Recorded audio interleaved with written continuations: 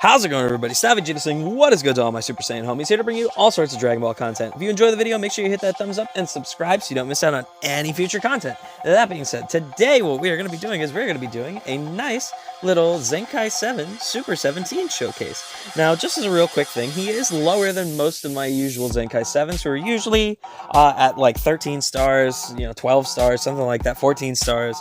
He's only at 10, so he is a bit lower in terms of his stats, and I was not able to finish all of his panels. I got a solid amount of them, and I believe I got every single defensive panel for him, so his defenses should be accurate.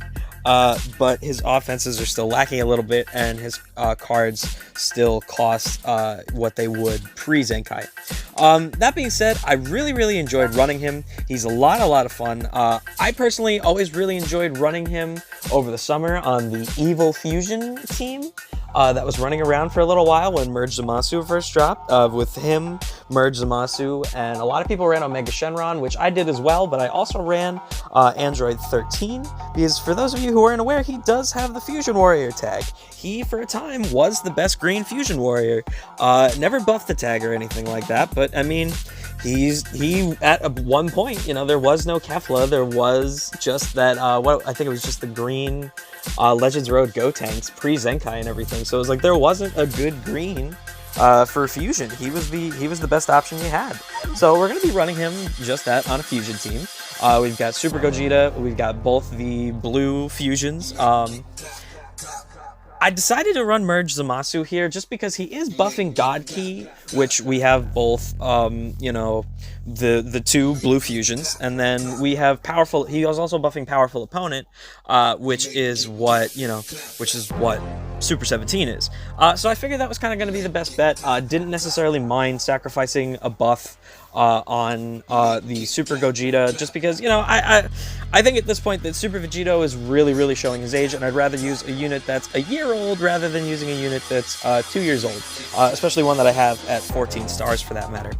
This is the closest I have to a full Z equip team, so if you guys want to take a look at the equips real quick, don't pay attention to the red Vegito up top, but the rest of them are all what I believe are going to be the best equips for this team. So yeah, without further ado, we're going to hop right into it. Once again, this is going to be a post-commentary video with fun trivia for you guys about Android 17. It was going to be just Super 17, but it was just a little bit too broad. So we're going to do a Android 17 trivia video. I will see you guys in a second.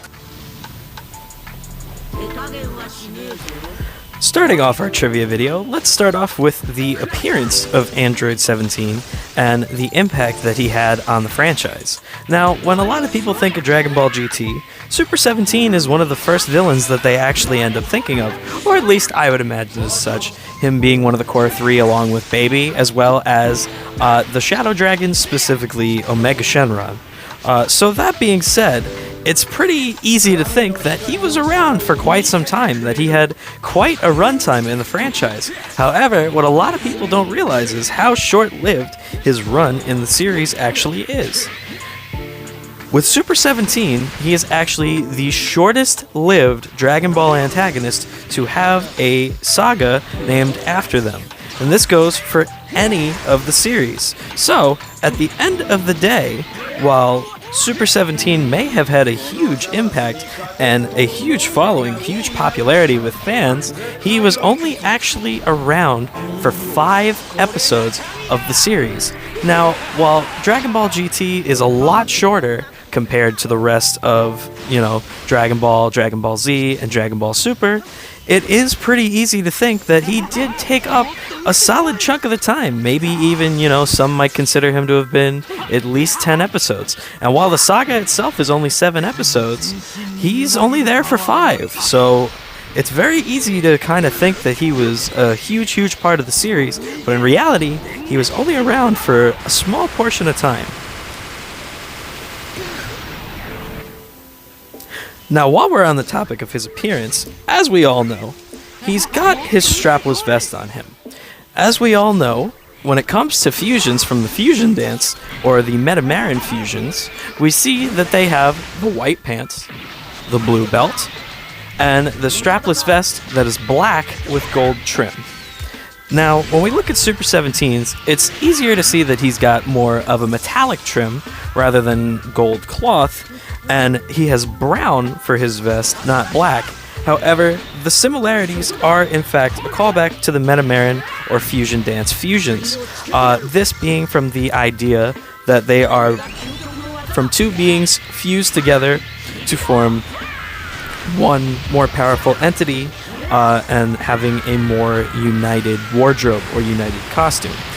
So when we do think about, oh, well, he is a fusion warrior, he does have a little bit of a callback to being a fusion warrior in his appearances alone.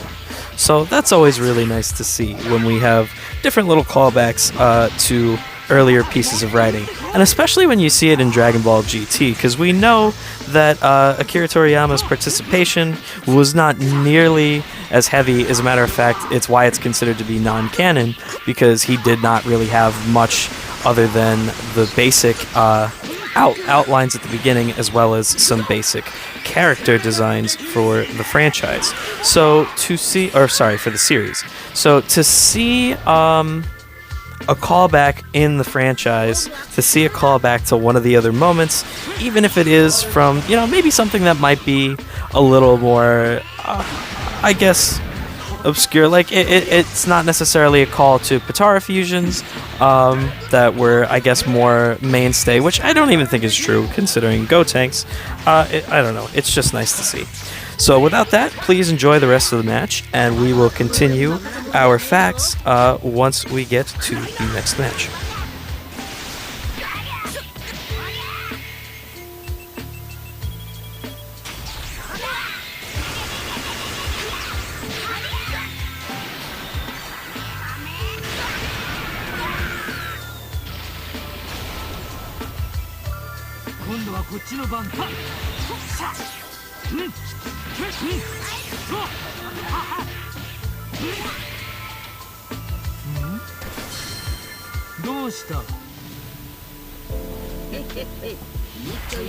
One thing that's worth noting is how Super 17's fusion is not permanent, as would be a Potara fusion between immortal beings. However, we do find out later on in Super that that's really all it is, and that most fusions aren't actually permanent unless they are between the gods themselves.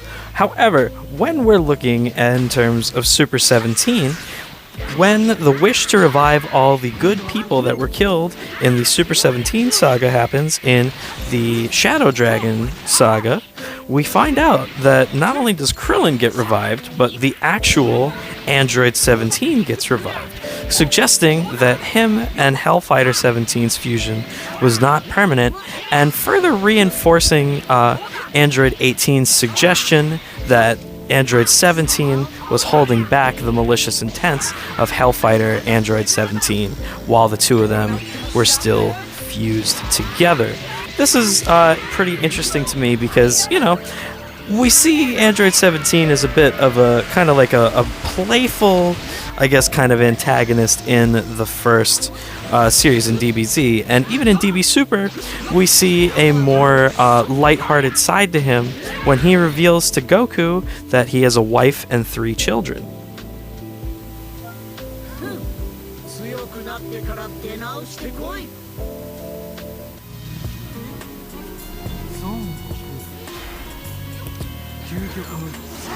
While Android 17 and Super 17 may have become fan favorites and franchise favorites over the time, they weren't actually initially supposed to make their way into the series.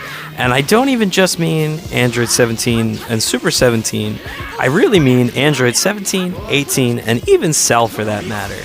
The original villains of the Android saga, according to Akira Toriyama, were in fact supposed to be Androids 19 and 20, so Dr. Gero himself was in fact supposed to be the main antagonist that Trunks warned the Z fighters about. However, the editor for Akira, or one of the editors for Akira Toriyama, Kazuhiko Torishima, said that they looked like a fat China doll and an old man and didn't necessarily pose to be a great threat for the series. And so we had the birth of Androids 17 and 18. being a more sporty, younger-looking villain to try and be the juxtaposition of that of androids 19 and 20, which I personally still think was an excellent design. However, the editors felt that with villains such as Frieza, even the monstrous look of the Ozarus and the tails from Vegeta, you have Demon King Piccolo and whatnot, it was better off to kind of have a more freaky, monstrous-looking villain, and that's how we ended up getting Cell into the mix. And in doing this, we actually end up getting the interaction, or lack thereof, of Goku and Android 17 before Dragon Ball Super. Due to his heart virus and just really the timing in general, the two of them don't actually end up meeting with one another until they end up fighting with one another in Dragon Ball Super, and he is trying to recruit him for the Tournament of Power. So that's definitely something interesting to consider, that while he was initially created with the intention of killing and destroying Goku, the two of them don't actually interact until, well, quite frankly, a complete new series altogether. So, yeah, I don't know. For me, I think that's pretty interesting that he wasn't even necessarily supposed to be, you know, in the series to begin with, became a fan favorite, and then was kind of washed away again by the editors. Now, were they right at the end of the day? Yeah, sure, probably. The Cell Saga is definitely some of the best writing in Dragon Ball that we've ever had. Arguably, it could even be said to be the best writing in Dragon Ball, period. But it's, you know, it is what it is. So, without further ado, please enjoy the rest of this match, and I will be talking in the final match of the video just on some final wrap-up thoughts on Zenkai 7 Super 17, just my thoughts on the unit in general. I hope you guys enjoyed the trivia, and look forward to more of these trivia videos in the future.